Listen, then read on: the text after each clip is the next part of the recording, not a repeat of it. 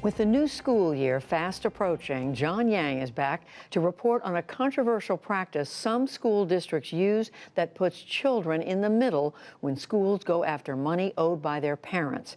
It's part of our weekly education series, Making the Grade.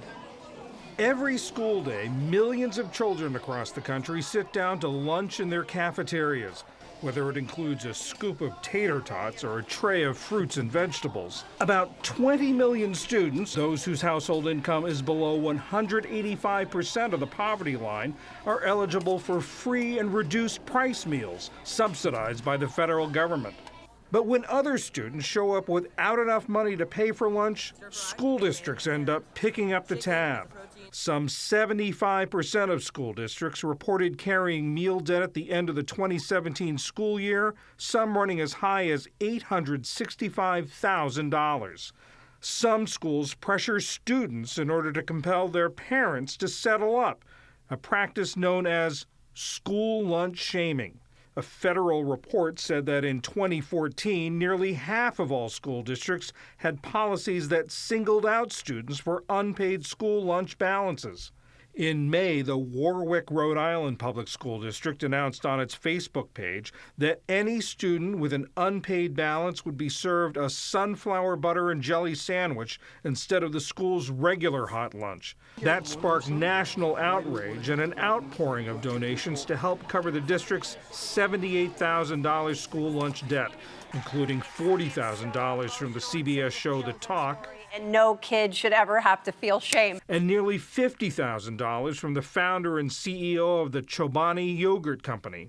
We need everywhere around the country to eliminate this forever. Earlier this month, the Wyoming Valley West School District in northeastern Pennsylvania sent letters to about 40 families telling them their children could be sent to foster care if they didn't pay up. That Pennsylvania school board has apologized for the tone of the letter and accepted a local businessman's donation to wipe out the $22,000 debt. The school board president had initially rejected the offer, saying it was the parents' responsibility.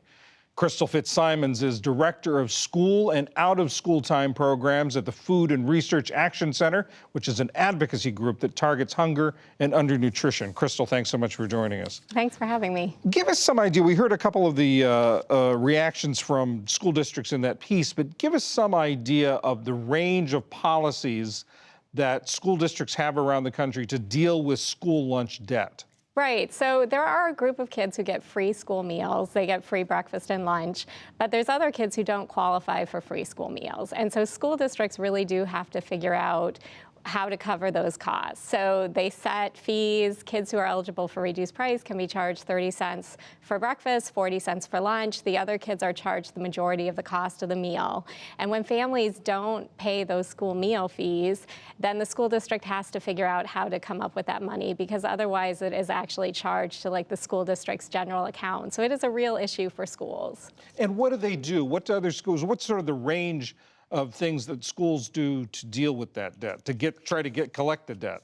Right, so I would say that the vast majority of schools are not school lunch shaming. There are schools that do practices around, stamping or stickering, saying I owe school lunch money. There are school districts where they say we're not going to provide any meals to kids who have school meal debt. And so when the child goes through the cafeteria line, at the end of the line, because they have debt or they don't have cash to pay for the meal, they'll take the lunch away and throw it in the trash because the food cannot be reserved. In fact, the first time I ever really heard about unpaid school meal debt at FRAC was when we had a grandparent who called, and her granddaughter had just started kindergarten in Michigan, and they had taken her lunch away because the school district had not processed her school meal application yet. So there are lots of kids who fall through the cracks within the school nutrition programs, and we really think that it's important for schools, if a family is falling behind in unpaid school meal debt, that it's really important for schools to take a look at whether or not the family is actually eligible eligible for free school meals. And your group, the Food and Research Center, FRAC as you call it, is backing legislation in Congress right now that would address this issue. What would the legislation do? Right, so we're very excited about a bill called No Shame at School, and it was introduced by Representative Omar and Senator Smith. And that would actually do a number of things to improve the situation. First, it would make sure that there was no shaming or embarrassing activities happening in the school. And second, we think that all the communications around school meal debt should actually go to the parents or the guardian as opposed to the child. We think the cafeteria really should be a positive experience for all kids. And then for the kids who are eligible but somehow were missed in being certified for free meals, if the school district has to reach out and let families know that they can apply. And if the child becomes eligible, the bills would actually provide retroactive reimbursement for school lunch and breakfast. And that way, the schools would be made whole, the kids would no longer have that debt, and then kids who need school meals would actually be able to tap into them. But one thing the legislation won't do, as I understand it, is that it won't address alternative meals. School districts that if there isn't enough, they don't have enough money to pay for that lunch that day, give them an alternative meal, not the regular hot meal. Why is that? Why is that not in the legislation?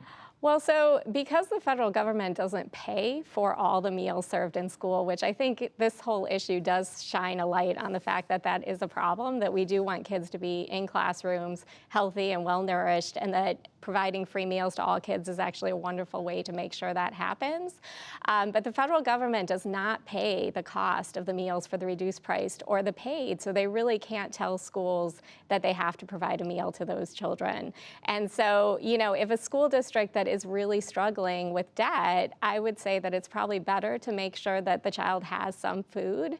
And I would also say that there are ways to provide an alternative meal that are less embarrassing. You know, if the cheese sandwich or the sun butter sandwich is part of the regular school lunch and any child can take it, then it's not embarrassing for a child to have it. But when it's done in a way that is public, that is humiliating, we really need to make sure that that's not happening in school cafeterias across the country.